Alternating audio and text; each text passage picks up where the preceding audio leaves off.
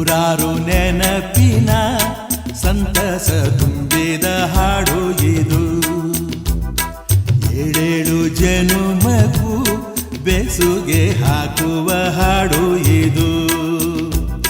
ಬಾಳಿನ ಬಾನಿನಲ್ಲಿ ಪ್ರೇಮದ ಚಂದಿರ ಸಂಚಾರ, ಹುಣ್ಣಿಮೆ ರಾಶಿಯಲ್ಲಿ ನಮ್ಮದು ಸುಂದರ ಸಂಸಾರ.